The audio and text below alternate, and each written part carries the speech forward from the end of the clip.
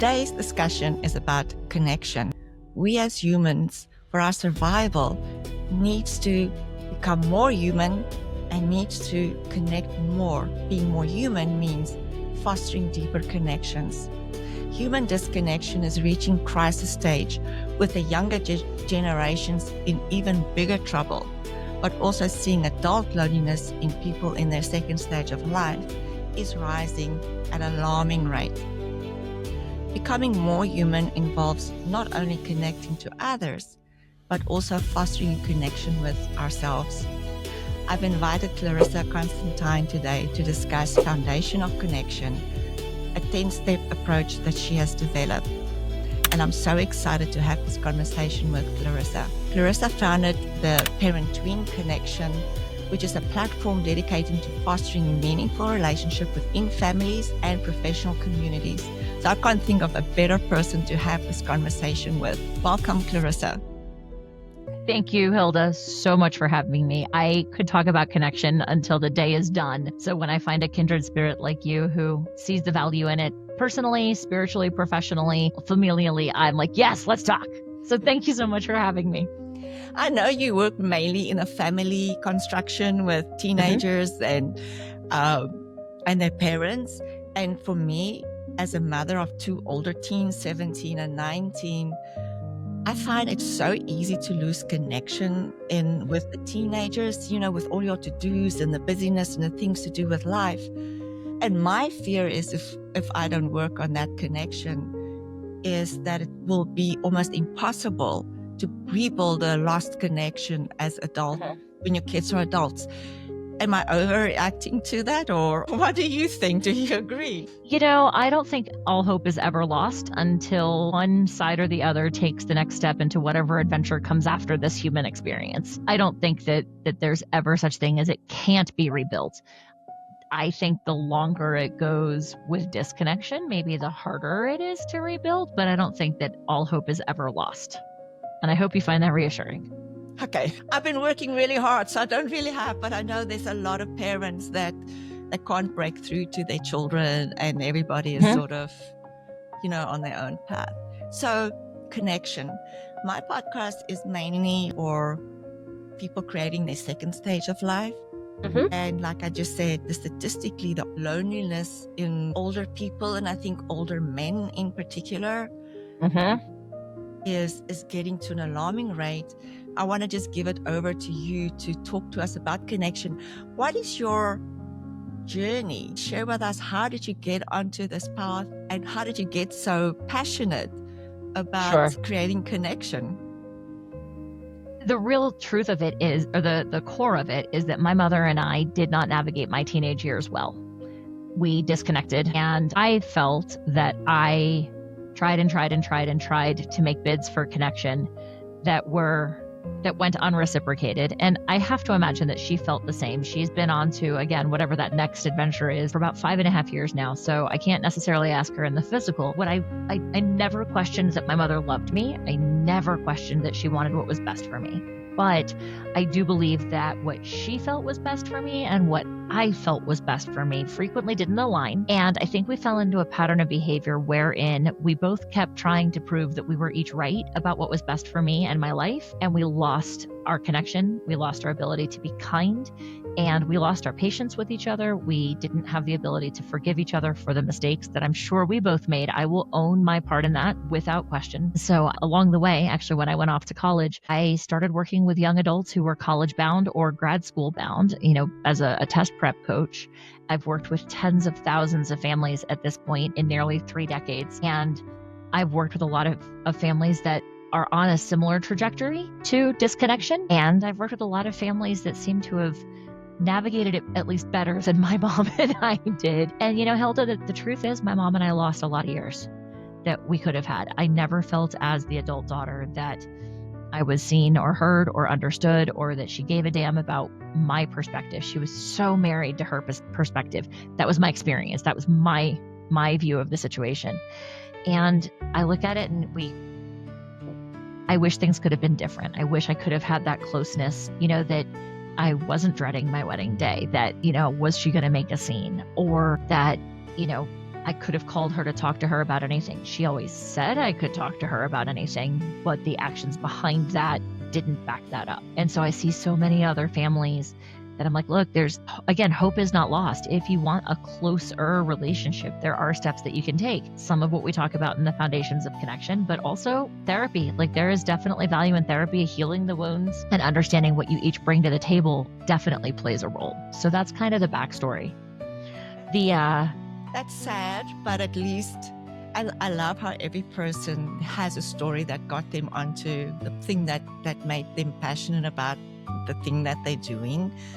And as sad as that is, you made you want to heal your wounds. And I think when we had a previous conversation on your podcast, we talk about the wounds parents bring to the relationship with their children.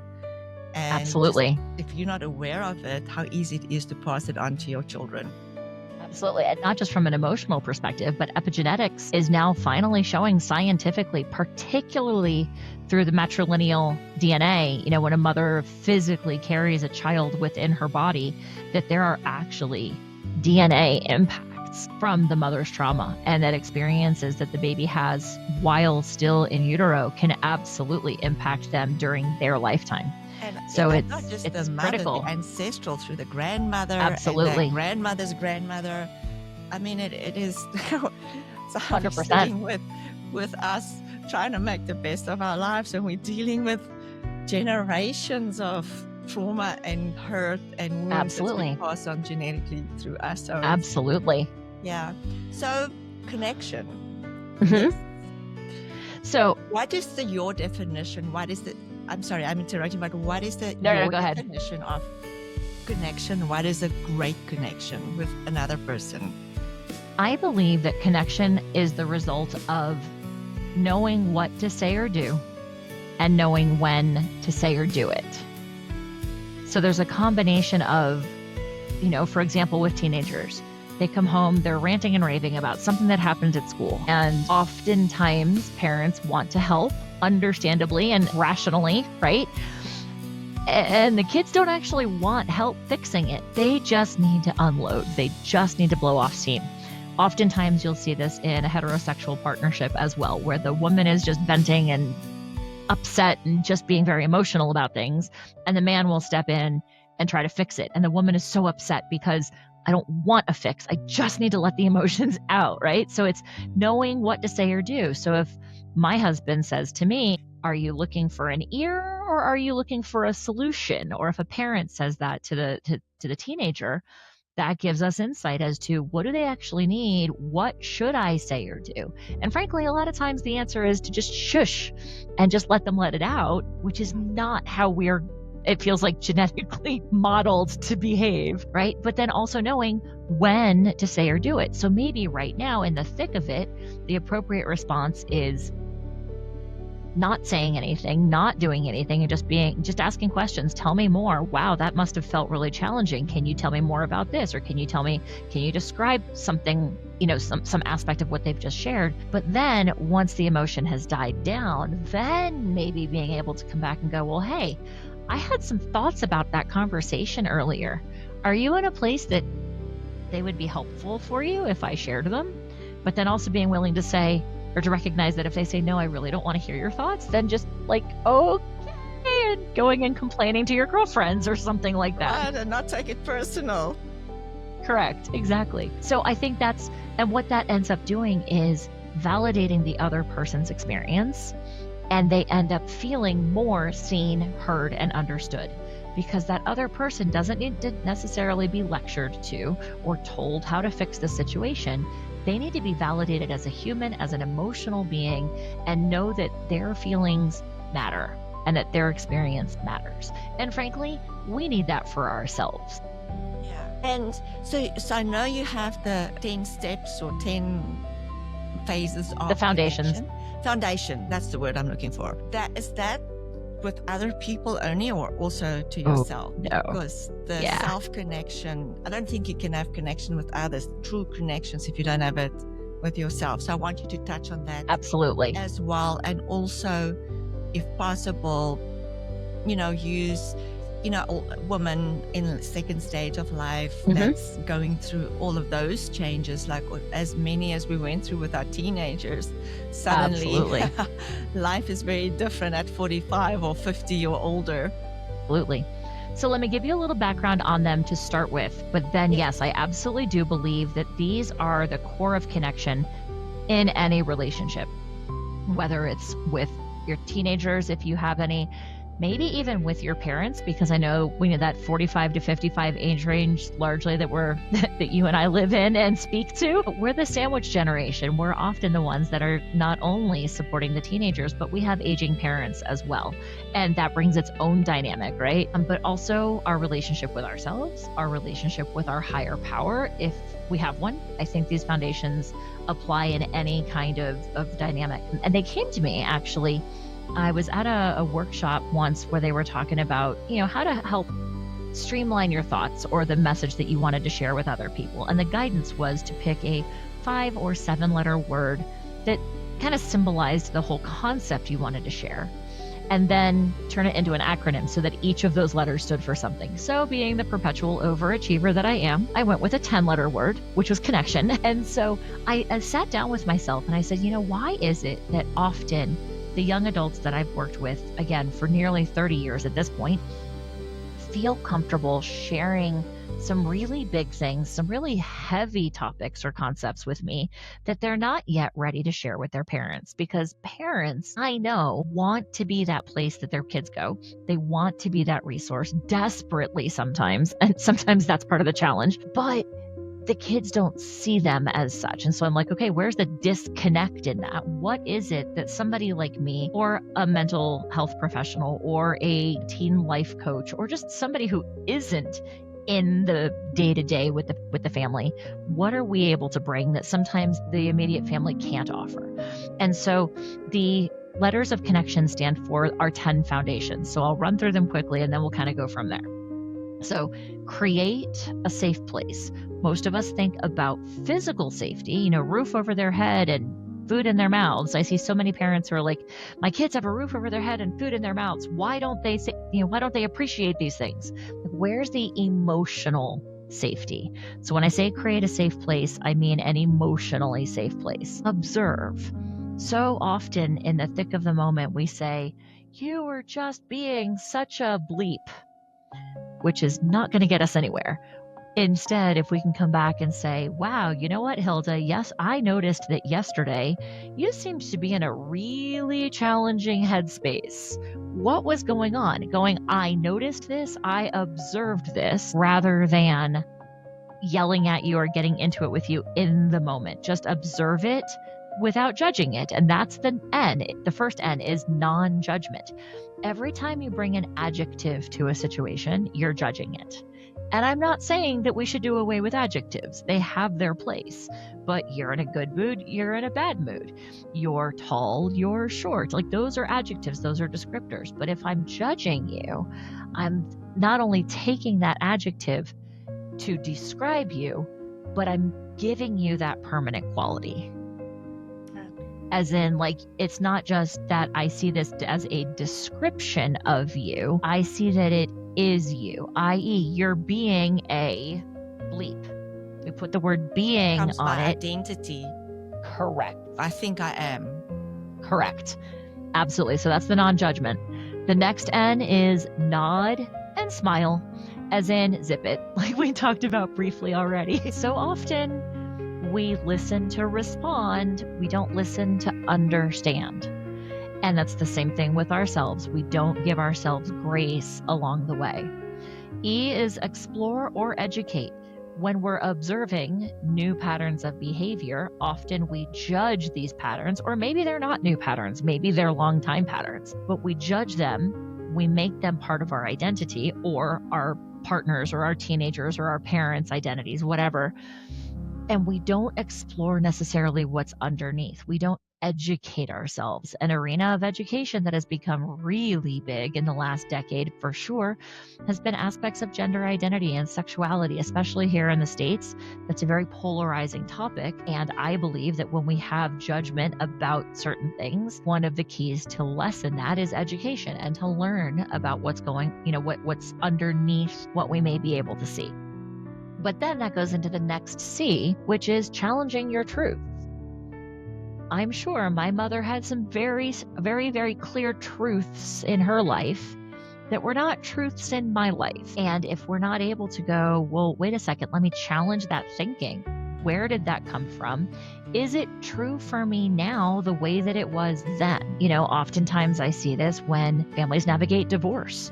My truth was I was going to be married for the rest of my life, and we were going to celebrate a 50th wedding anniversary. And all of a sudden I found out that that's not happening for whatever reason, right? And that can be very disillusioning. And going into why is that disillusioning? It's a betrayal of trust, obviously, if it's just if there was infidelity or something like that, right? But then also, why was that so important to me? Why was making it to my 50th wedding anniversary such an important piece to me?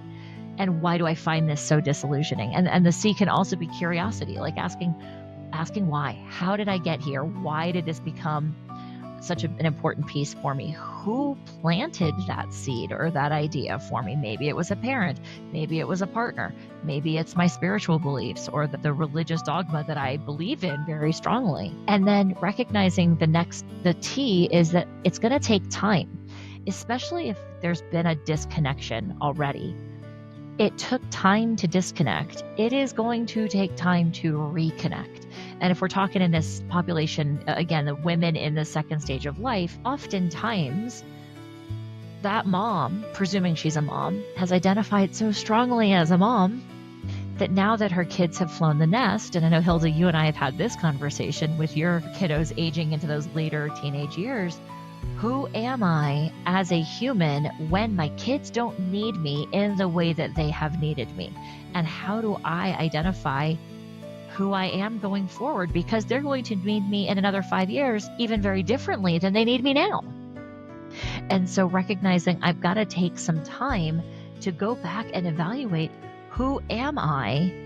I'm always going to be a mom, but that's not going to be the primary role that I live in going forward. And so taking that time to get curious, but also recognizing, one bid for connection with your teenager, or one bid for connection with your parent, or taking the time to journal for yourself once isn't going to magically help you find yourself again or help you reconnect to those individuals. It takes time, and it takes little breadcrumbs and plant a seed at this end of the field and plant a seed at that end of the field, and a little water and a little sunshine and a thunderstorm here and there. So it takes time to rebuild and reconnect, regardless of which relationship you're wanting to strengthen.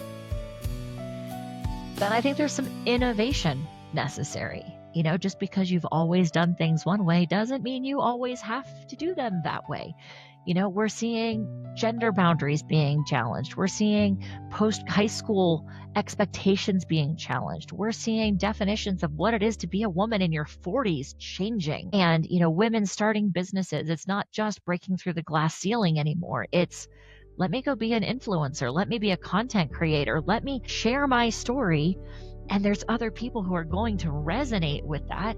How can I do that differently? Never mind how AI is changing the world that we live in. Oh my goodness, ChatGPT is like my new BFF and occasionally my therapist.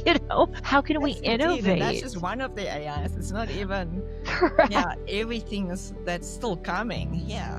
Absolutely. So we've got to innovate. And as we look forward with that innovation, which is the I think there's also an aspect of looking into our history with the next O, which is to own our own story.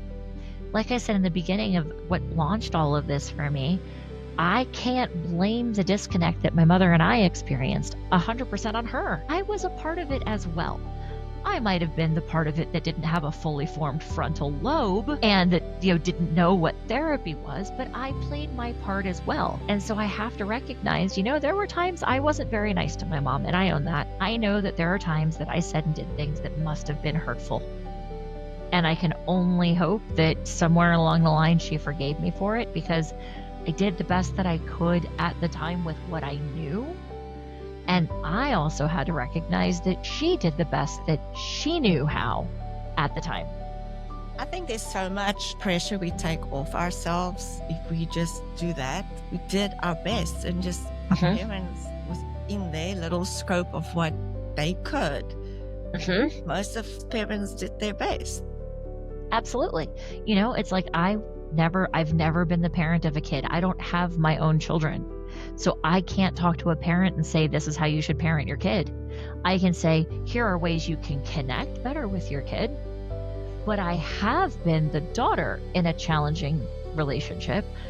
But like right now, I'm only now the daughter of an 80-something dad. I've never been there before. I don't know what to expect. I can look at my friends who've navigated challenges with their parents as they've gotten older, and I can pull some information and experiences, but I've never been there in navigating with him before, but recognizing my own story plays a part in that. So what I hear you say, you're never really there, because just when you get to some level of connection, then it's that another, like your parents are really old or your kids are becoming older, and it's constant working on reconnecting or connecting at a different phase of life. So absolutely. It's always changing.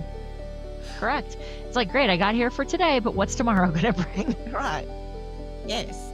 Okay, that's put a whole different spin for me on it. Just like, okay, so it's working every day on am I connecting in my best possible way that I could. What I know today, yeah. What I know today, yeah. That's so and important. So then, and I guess it's all sort of back into the non-judgment of how did I not know? I should have known better. I could have not, how did I not know better? Like all of those things that we often chastise as women and as mothers and wives. Absolutely. Put on ourselves is, it's a lot. It is. And I've got two sayings for shoulds. Number one, my grandmother, who is my hero, she was an amazing, amazing, amazing woman. Her saying was, shove the shoulds. I love that. Shove the shoulds. Should doesn't do anything for you. The other phrase is a little bit risque, perhaps, but stop shoulding on yourself. Because every time you should on yourself, you feel like crap. Pun intended, And the thing is that we don't only should ourselves. We should our partners. We should our parents. We should our colleagues. We should our kids. We're constantly shoulding. You shoulda, like you just said. Well, you should have known better. That's not exactly going to create connection with your teenager or with your parent or with yourself. Again, it's judgment. And I think the last N in connection kind of wraps it all up is nurturing. We have to nurture ourselves. We have to nurture our relationship with a higher power if we have one. We have to nurture our bodies, our minds, our spirits. If we're not nurturing ourselves, we can't nurture others. And, the whole adage of like, you've got to have a full cup before you can give to others. I think the best takeoff on that, if you will, that I've ever heard is that if you think of a cup and saucer, I mean, who uses saucers these days, right? But if you have a cup and saucer and the cup is so full that it runs over, then you've got stuff in the saucer that you can share with others. And if you're filling yourself sufficiently, then there's a constant outflow, and that outflow becomes a whole lot easier. I love, and I use that a lot because a lot of people fall from, you give to others from the cup, and before you know it, you deplete it. Again, especially Absolutely. the woman in all of these roles that we need to play for other people. And Absolutely. yeah, that just to me is like constantly when I check, when I'm getting tired or I feel depleted, it's like, okay, where am I giving from? Am I giving from the cup or am I giving from the saucer? And then you got to consider nurture yourself. Are we going to discuss I know we did the overview Sure. everyone, because I've got a little bit of questions. of Absolutely. everyone. Shall we just, because I want to really dive deep in what does each one looks like and how Sure. do we apply it? When do we know we're lacking one of the 10 or we're neglecting in one of the 10? What Sure. does it show up as? Like, can we go like there's a start again from creating the saves? How does it show up when we don't have any one of the 10s? And what is, I know everything is time, but what are the quick fixes? Sure. Like Absolutely. low-hanging fruits we can do. Absolutely. If we do find there's a gap or a lack or something in one of the 10.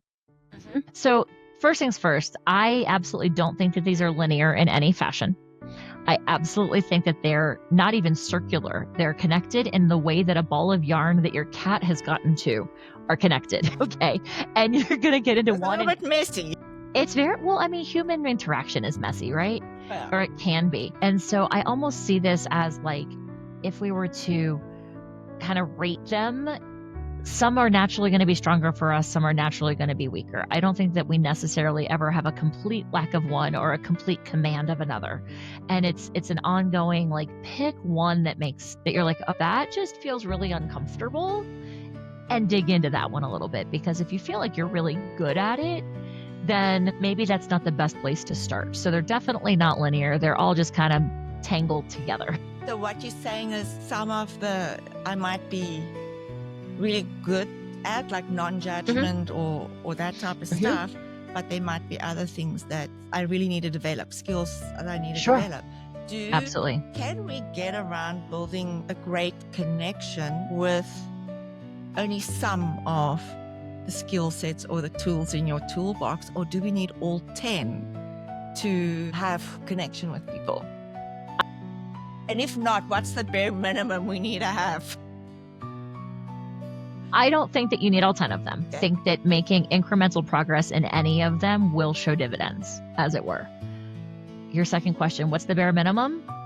That's something that I can't decide for you. That's about your relationship, whichever relationship that you want to strengthen. What is that relationship going to need? You know, we joke around about like, oh man, she's a high maintenance friend. I speak of myself in that fashion. Maybe I need a little bit more, and I mean, you've got 2 kiddos, you said. I know that I've watched plenty of families that have the same parental DNA contributions, and the children resulting are so completely different, and so each relationship to have exactly same set of parents. Exactly. So I think each relationship is going to need something a little bit different.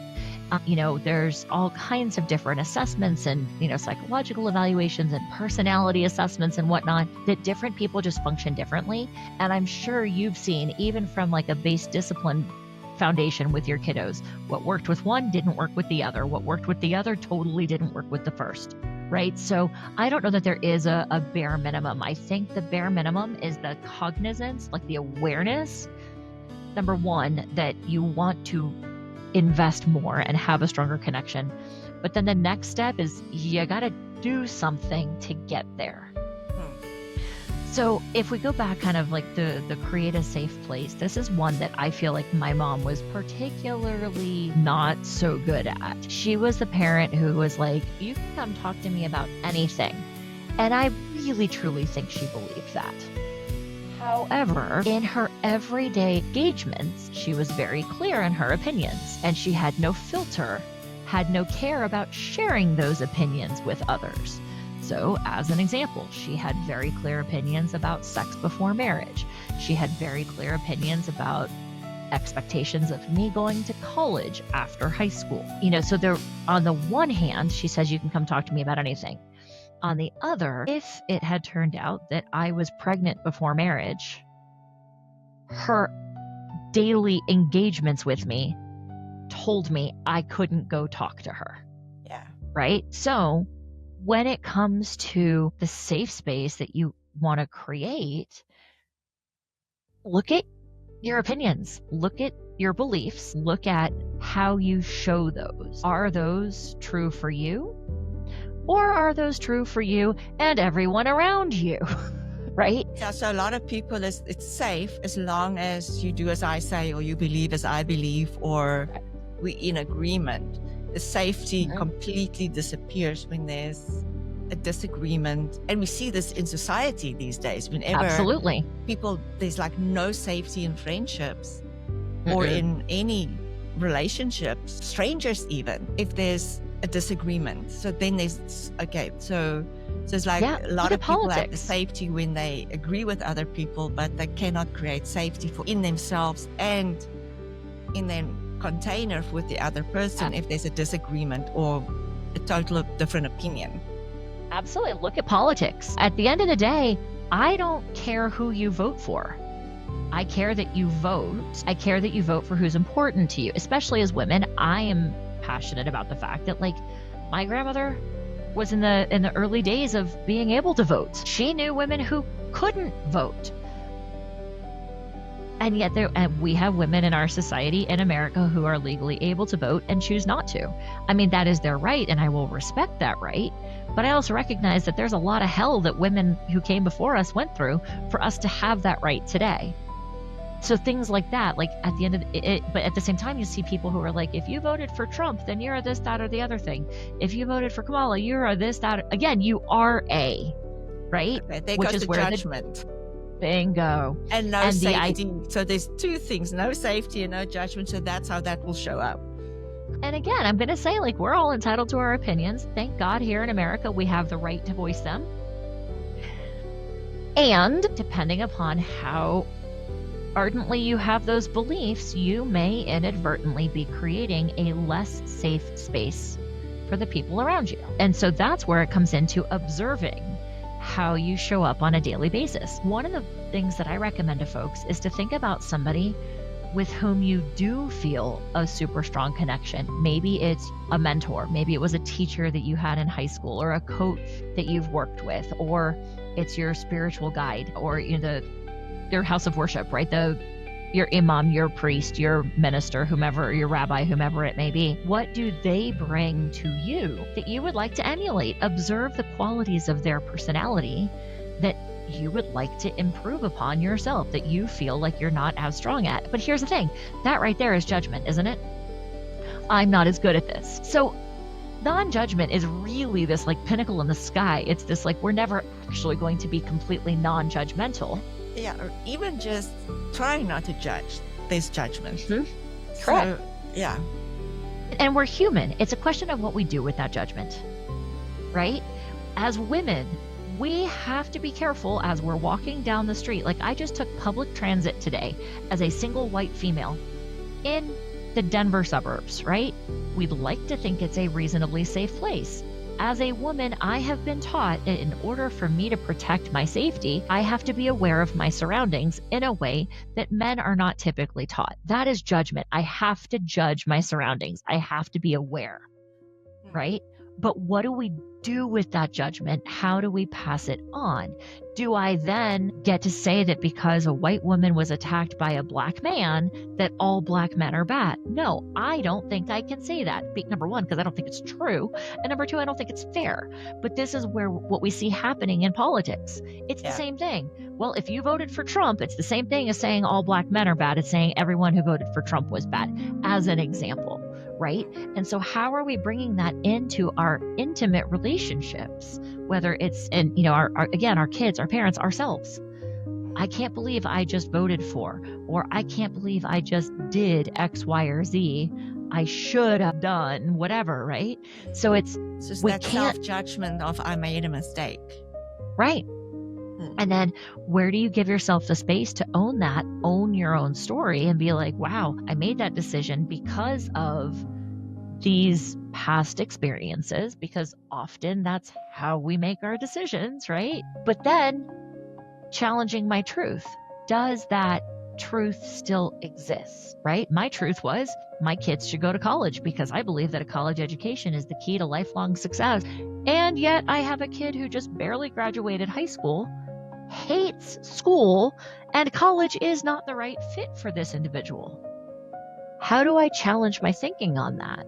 I just saw a post today in a parenting group on Facebook of a mom who has long suspected that her daughter was gay and in truth really is okay with it. And yet is struggling with the fact that her daughter just came out to her.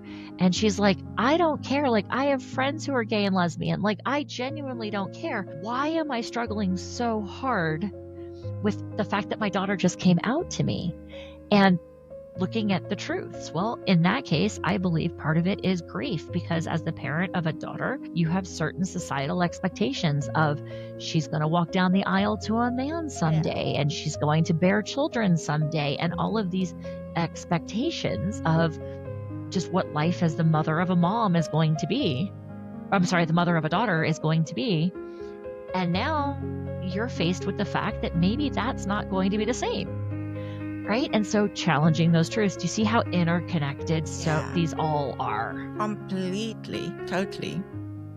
And everything is about, again, living our lives through other people very often too. Often. Yeah. Yeah.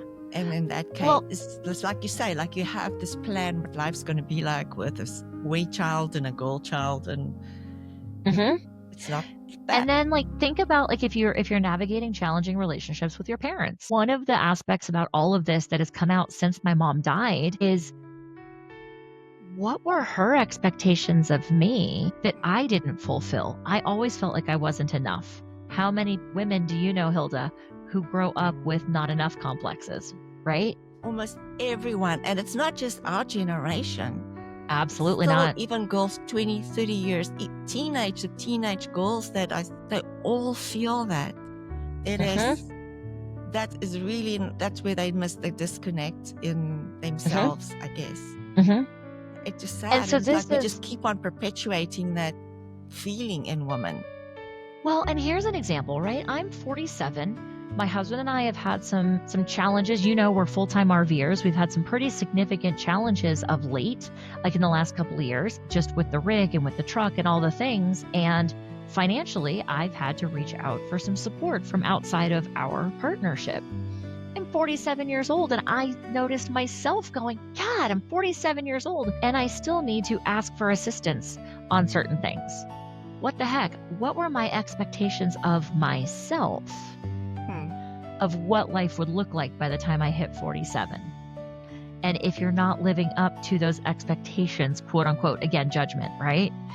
Of when you're beating up on yourself, why did you have this concept of what you should be able to do? There's the should, right?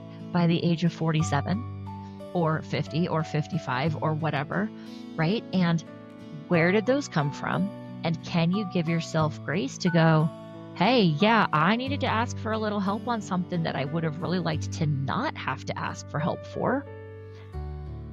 And here's the reality of it. Am I going to beat myself up, or am I going to change some things so that maybe I'm not there at 57 if I want to change things up, And the reality is that overall we're doing pretty darn well. We're fine. It was just a couple of intense circumstances where the people who were able to support us were grateful for the opportunity to be able to support us, because that's what they want to be able to do. That's what I want to be able to do. And I know that I've been able to do that in different ways for other people at other stages of life, And so it's man, just taking a look in the mirror, really, I think, bare minimum, Hilda, there's my bare minimum. If you want things to change, take a look in the mirror. Hello, Michael Jackson. And then I guess in those moments of self-judgment, that's where that moment of disconnect then starts, because then it goes into a whole level of you're up against your own belief systems, you're up against judgment, what we just said, and shame and all of these other things that is not even real, but you bring it up in yourself. So it's great that you manage to keep your connection to yourself and then therefore to other people. Yeah. And I'll tell you, one of the best ways to navigate a lot of this is journaling.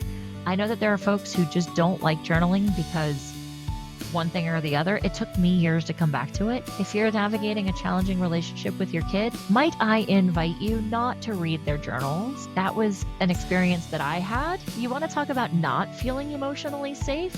Oh yeah, when my mom came at me with, well, I read this in your journal, and I was like, you what? Oh my God. That was a pretty significant disconnect. That was 5th grade. That was pretty young. Yeah, I was 10. But man, did I feel violated. That was not a bid for connection. Sometimes as parents, we don't even think that's a bad thing to do because we're just curious about what's going on in my child's life. Yeah, so if you do it, don't tell it to your kid, then I guess. Keep it to yourself. Yeah. Or just don't do it. Or just don't do it. Yeah. You know, but I mean, I'll leave that up to each of us to make our own decisions, right? Yeah. But yeah, that was a massive crack. So yeah, it's just. Did you ever speak to her about it and have a conversation? I don't even remember at this point. I haven't thought about it in years, but my point in mentioning it is that it took me a really long time to journal because I was always concerned that somebody would pick it up and read what I had written. But I'm at a point now in my life where I can, like, I trust the people in my husband, and my dogs aren't going to read it. You know, but it's a really good way to just to let it out. You'd be amazed at what comes out after a page or two of journaling, even if you're starting like, this sucks. Why am I doing this? I'm not getting anything out of it. Keep writing. I'm a fan of what out of the Miracle Morning, not Miracle Morning, I forget the book, but it's the concept of morning pages, writing 3 pages a morning before your brain really kicks in and just getting some of that out after your dreams or whatever, like when you're kind of still in that not really awake, not really asleep space. You'd be amazed what comes out. Really? So I've done a lot of episodes around self-care and self-love and a lot of it and getting to know yourself and journaling, and it seems, which is great, almost every guest I have talks about journaling and how journaling benefits them even during certain phases of life, or it's a habit they do. I go through phases where every now and again start it and then life goes busy or too good or whatever. Yep. Thank you for that reminder. It's something I need to start picking up again. Sure thing. You know, the other thing I would say, if you're wanting to navigate this and you're wanting to improve your connection to somebody outside of yourself, talk to them and tell them, hey, this is my goal. I want to take steps, even small steps, toward having a stronger connection with you. Is that something you're open to? But here's the hard part, is that if they say no, we need to honor that. Yeah, I was going to say, once you do that, you got to be okay with the response and be okay with what comes back to you. And then here's the thing. Tried. And well, but that alone, here's the thing. If brave. It is. And extending that olive branch is really challenging. But here's the thing. If you are a personality, speak to myself as I say this, that historically, if somebody said no to you, that you lost your marbles, simply responding differently is going to make a difference. Because for a lot of people can really activate their nervous system, and immediate reaction comes from just that place of, like you say, hearing all the no's in your life that you feel was so unfair. And now you need to respond with wisdom. And not just react. Well, and again, if you are a personality that, again, going back to the creating a safe place, you have been very, very verbal about judging other people publicly, right? If you simply stop doing that or minimize it, your energy is going to shift and the people around you are going to notice it. They may not notice it consciously, but they will sense it. If you're the person who in the middle of, like, in that elevated emotional space, you start yelling and screaming and saying things that you can't take back that later you wish you could have, if you take steps toward not reacting that way and not engaging, that will change the behavior in the interpersonal dynamic. If you constantly jump on the other person as soon as they have something to say, if you practice pausing, counting to 10, and then going, I never thought about it like that. Tell me more about your perspective. And then you shut up again, like you invite the other person to share more. They're going to notice it. Now, here's the catch, though. As you choose, even if you say to the other person, I would like to make bids for connection with you. Are you open to that? And they say no. You can still change how you show up. Because at the end of the day, you're the only person you control anyway. right? So you can take these what feel like massive steps sometimes, but often are really incremental adjustments. The other person is going to notice. But the catch with that, one of my early therapists gave me this example of like, if the two hands in front of me are the two people in relationship, whatever the relationship is, and they get used to a dance pattern that goes like this, right? And then all of a sudden, one of you starts going like this. It's a different dance pattern. When you start behaving in a way that is different than the way the other person expects you to behave, it could actually temporarily make things harder because they potentially unconsciously or subconsciously are going, oh crap, they're not responding the way I expect them to. This is uncharted territory. Danger, Will Robinson, danger, right? Because when we choose to engage differently, they're unsettled because what they're expecting doesn't happen. So be prepared for that. Disrupting in their brain, and they Bingo. need to react from their place. Exactly. It could be pretty complicated. It can be.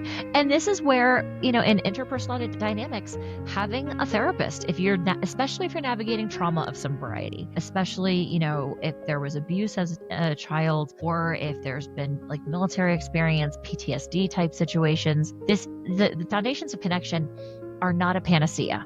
And I'm not saying, I don't want anybody to think that they are. If you're navigating traumatic circumstances, a licensed mental health professional is invaluable. Oh, for sure. Right? Without question. And so, but a therapist helps you heal your wounds. Yeah. And we all have wounds. Going to a therapist is like going to a doctor when you break your leg. Like, I'm a big fan of therapy. It is, right? To me, so amazing that we can openly talk about childhood traumas and wounds and the things that you don't have to be ashamed about it anymore. Thank God. And that all you need to do is pick up the responsibility and heal yourself so that you can show up different. Something that came up to me is digital, social media, connection and disconnection. And sometimes, you see a post and just for entertainment, I read the comments because I just wanted to see how people sometimes respond. And then on like X or Twitter, I can't even go on there because the responses are just so toxic.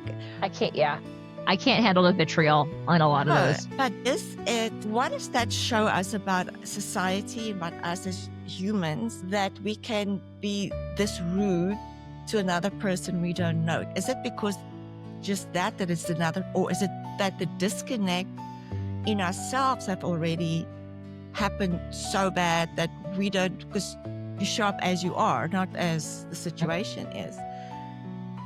Because then we're really potentially in trouble if our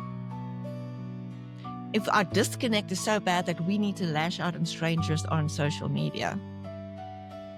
Okay, Gosh, I don't know Hilda, and I'm putting you in a big spot here now, but how do you, is there any, because I know people do it because they feel they're justified and they, like, this is just a dumb person making a post that I'm going to comment on this.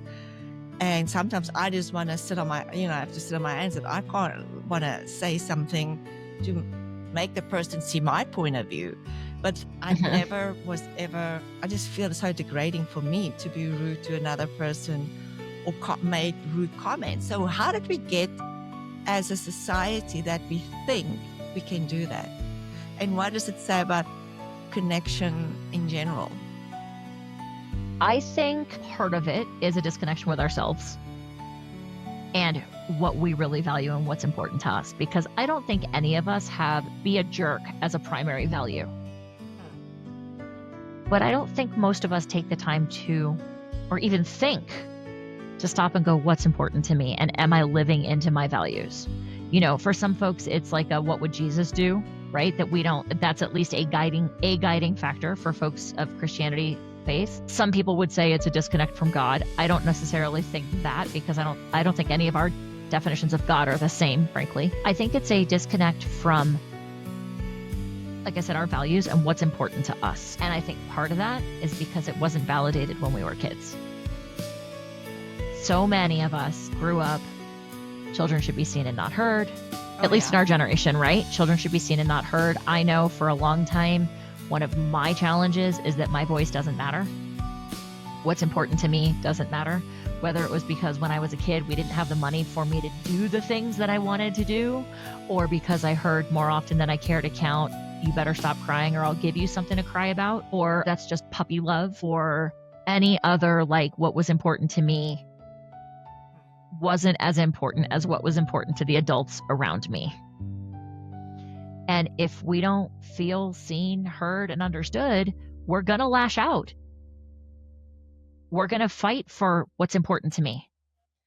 And possibly the safe space would be, because there's no real repercussions or consequences, is just lash out online and on social media. Absolutely. Yeah. Go ahead. No. I was. No, you talk. I was just more saying that if there's no awareness of self, or the awareness that, is this really me wanting to do this or say this to another person? If there's not that awareness, and you come from, I'm right, you know, that you're not going to change. No. Well, and I think it's, again, what's our goal? If I'm going into a conversation, for example, I use this example. I have an array of friends on Facebook, like from all kinds of walks of life, all backgrounds, all philosophies. I've used the example of, if I took one of my friends who is openly gay and lived with his husband in San Francisco for many, many years, and put him in the same room as a woman who was of my mother's generation, but whom I've known since high school, who is devout in her belief system, in which anything other than heteronormative relations is a sin.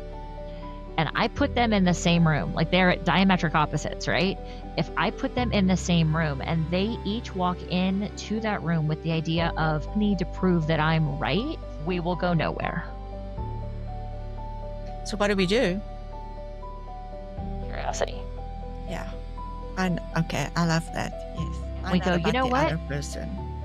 Well, exactly. So we go, okay, well, for the gay couple, explore, make it okay, create a safe place to learn about the values for the person who believes that anything outside of heteronormative relationships is a sin. But then that person also needs to make it safe for the gay couple to share their perspectives without the judgment and without going in and going, I'm right and you're wrong. I said this to a friend of mine a few years ago who tends to be more on the progressive liberal side of things. Well, we just have to keep teaching them. And I was like, and you're acting like you're better than they are because you know more. You have to teach them. That just happened that was the conversation that we had. My mother, on the other hand, who was very devout in her belief system, also in which anything outside of heteronormative relationships, never mind premarital relationships, was a sin, right?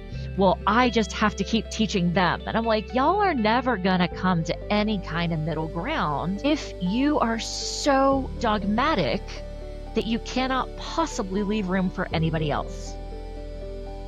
And there's so much pressure on yourself to stay in your own belief, to always wanting to be right. It's too much pressure on yourself instead of just being like, I love the word curious. Tell me about yourself and tell me your life story. Yeah. And here's the other aspect of it. If we keep those dogmatic beliefs, whatever they are, we tend to use the dogma in the term of religion, right? But certainly we can be dogmatic about any number of different categories of topic, right? Is it okay for you, for your opinion to change? Yeah. Wow. Because you always want to be curious and then you want the other person to change. Right.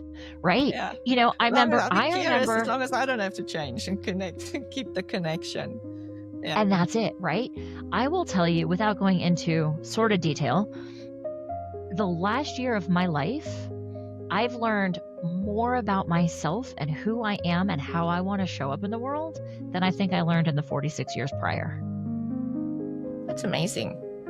I see myself in some really important ways very differently than I did a year ago. I've had some pretty personally, like internally, personally revolutionary experiences.